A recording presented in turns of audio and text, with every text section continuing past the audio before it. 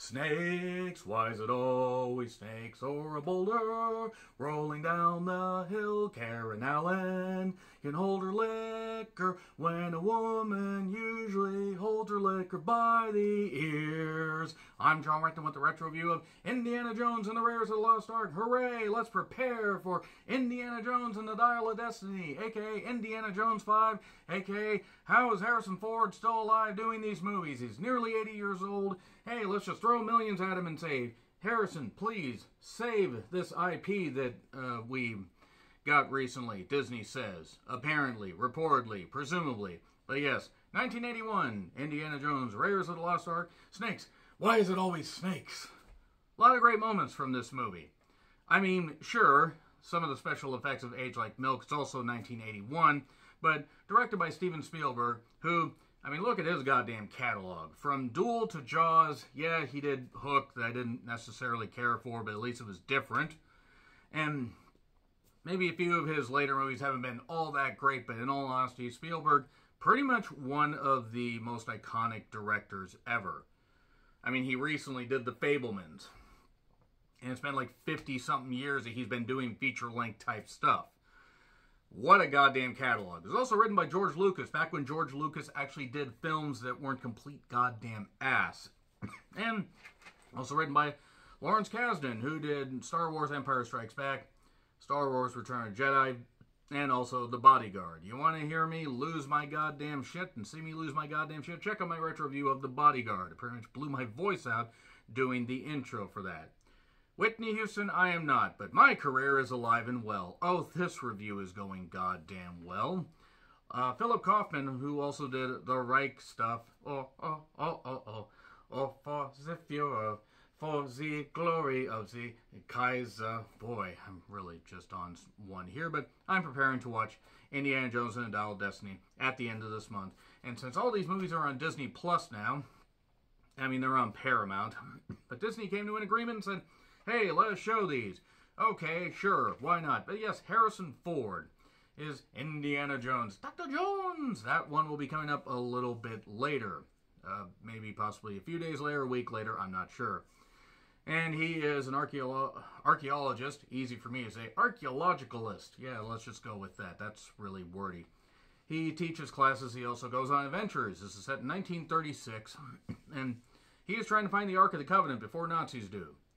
And that's pretty much it. We got a whole lot of adventure stuff. A few tidbits will happen during this review because this movie is 42 years old. So why not talk about it and spoil it? But I do want to say, in regards to Karen Allen, I would have, and you would have too. She plays Marion, a former love interest. It becomes a love interest a whole lot later. But Karen Allen was great in this. I don't know why they didn't stick with that story arc, in all honesty. Belloc, or Belloc, not Balrog. He's not the boxer from Street Fighter, because Street Fighter wasn't even a concept at this point. Played by Paul Freeman. And then you have Ronald Lacey playing Todd. I mean, T-O-H-T. It really depends on just how you want to pronounce it, in all honesty. He's the main guy that melts at the end. I mean, there's like two guys that melt. But, yeah, Ronald Lacey going to the Clint Howard School of, cosmetically pleasing imagery on camera. That's mean. That's mean. Played the perfect Nazi, though. And John Rhys Davies, who plays Sala. And not Solomon Grundy. Grundy, you bit. No, I'm not going to do that. Alfred Molina has a bit part in this. I forgot about that because I have not watched this movie in a number of years, but a whole lot of fun. By the way, Blu-ray collection with all 4 films, including Indiana Jones and the Kingdom of the Crystal Skull, which was unnecessary. So unnecessary. So let's get to this. So, snakes, why does it always have to be snakes? He goes with Alfred Molina to find this idol, the golden idol. The amount of tarantulas in this made the movie Tarantula say, we went with one tarantula. That was a good movie. I need to retro review that. The idol and the rock, the idol and the sandbag thing, and then the rock starts rolling down the goddamn hill. This is after Alfred Molina says, throw me the idol. Okay, throw me the whip. Ha ha ha, I screwed you over. Indiana Jones gets screwed over a lot in this because he's too trusting of people. Also, people are kind of absolute goddamn dicks.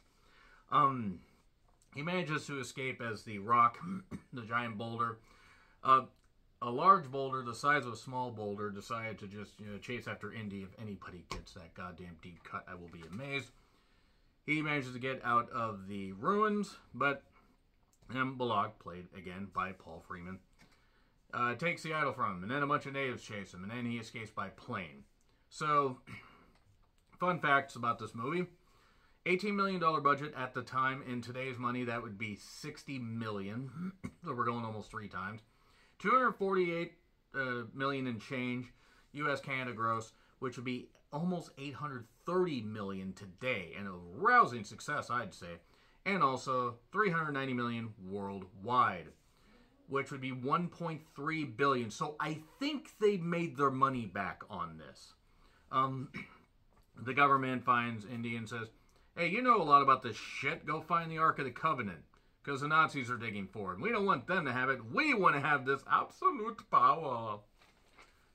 So they do say, we think the Ark of the Covenant is in the Well of Souls. Well, that sounds inviting.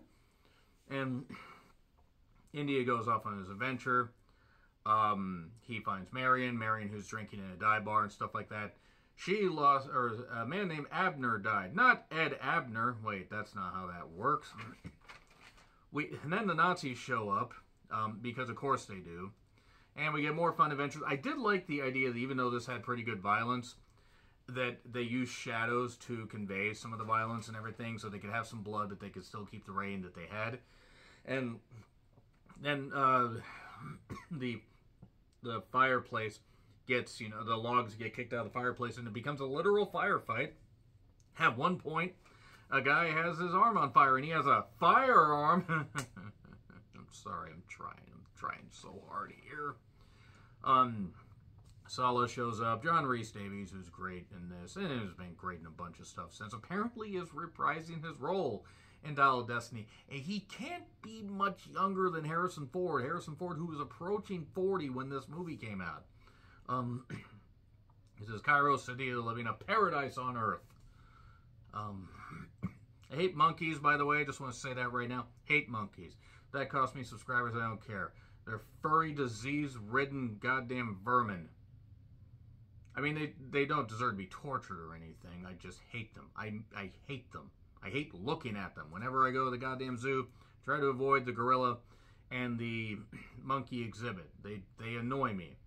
So anyway, Bullock obviously is around. He's trying to do, he's helping out a Frenchman, a traitorous Frenchman. Who would have thought? He's helping the Nazis. And then,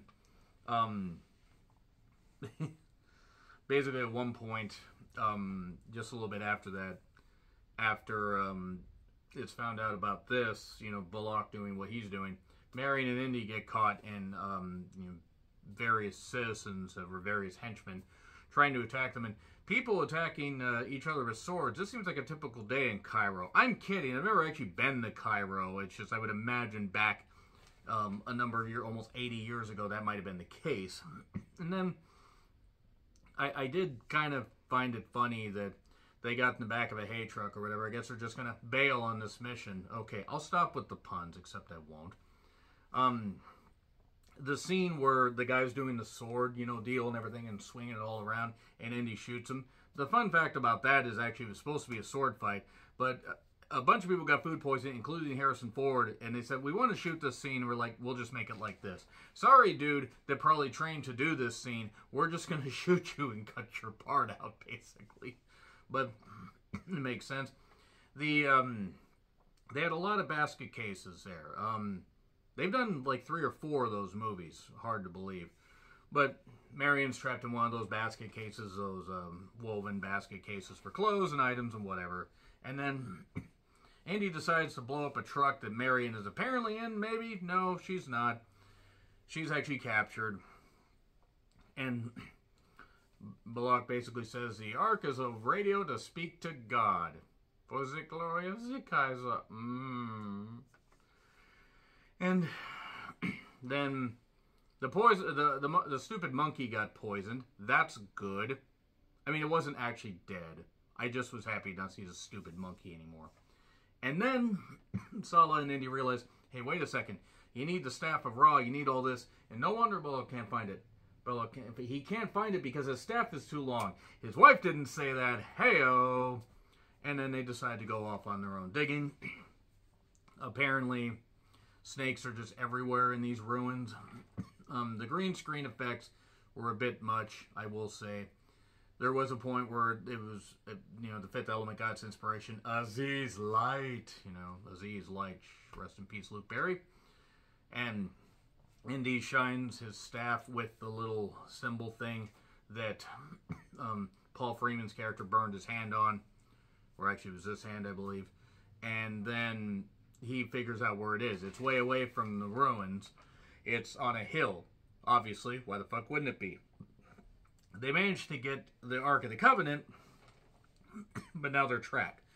Marion, meanwhile, had been drinking with Bullock. He had even bought her a dress, and my God, she looked great. Man, Karen Allen looked great in this. And what ended up happening was she got trapped down there with Indy. So now they have the Ark. Then they managed to escape when they decided to destroy an Anubis statue. Because we're Anub busting out of here. Yeah, sorry, I'm not done with the puns. I'm not. I try to be done with the puns, but I can't help it. And Karen ends up freaking out. Marion's freaking out because she's going through all these, corpses and everything. Corn was right. There's really dead bodies everywhere. I can't do the voice. I've shot my voice already. And then we get the scene with the big old bald guy who looks like he'd be early 20th century strongman. Pat Roach was the guy that played him, former wrestler in, the won European and British championships. Had a bit part in a Stanley Kubrick movie that the name escapes me right now.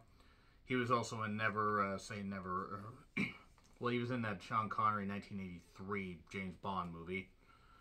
And he was also the one that got chopped up by the propeller. Apparently a really nice guy. Apparently really, really nice. Like, even though he played villains in a lot of movies, he was apparently gracious with anybody that recognized him, and he died in 2004. Rest in peace, Pat Roach.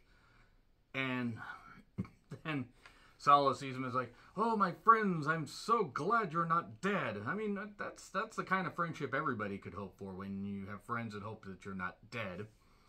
And then Indy decides, I'm going to take off for the goddamn thing. He takes off on horseback, dispatches a whole bunch of Nazis, gets in a truck, and this truck's able to handle a lot despite the fact it's 1936, and even though I'm sure these things were meant to be reinforced, it's still 1936.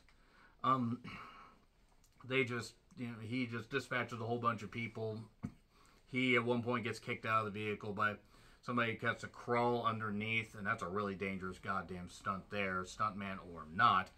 He manages to dispatch the driver, keeps dispatching people, and then that's all good there. Sala shows up and says, hey, dude, I'm leaving my friends in your care. It turns out this friend actually is, a bit of a betrayer, because everybody betrays Indy. And then, at one point they did show, Karen in some kind of silk outfit. I go, yeah, I would have. Probably still would now, honestly. No, but no, in all seriousness, Karen Allen, great in this. Wish she had been featured more prominently throughout the series, in all honesty. And then, Indy poses as a soldier while, they're getting the German U-boats ready. And then what ends up happening is they end up on an island to open the Ark of the Covenant. And, of course, we get the iconic, don't look, Marion, shut your eyes, avert your eyes, no! And then everybody melts. And it's great. The ghosts and everything, and the specters, and woo! Don't know what the hell, don't know how that was a ghost. And then they put the Ark of the Covenant, the government does, in some warehouse. It will seemingly never see the light of day, because that's a lot of boxes. How many the Warrens household in Connecticut somewhere didn't have that many artifacts. Of course, that was a house that was not funded by the government. And that's it. So now we go on to Indiana Jones and the Temple of Doom at some point. This was fun. This was a lot of fun. I mean, granted, the series does go off the rails with Kingdom of the Crystal Skull, but maybe rewatching that after 15 years will give me a new appreciation, or I'll still hate it. Maybe I'll just want, Kate Blanchett to use a riding crop on me. Enough of that. Let me know your thoughts in the comments. Like, share, subscribe, Twitter handle in the description. I'm John Ritlin. I'll see you soon.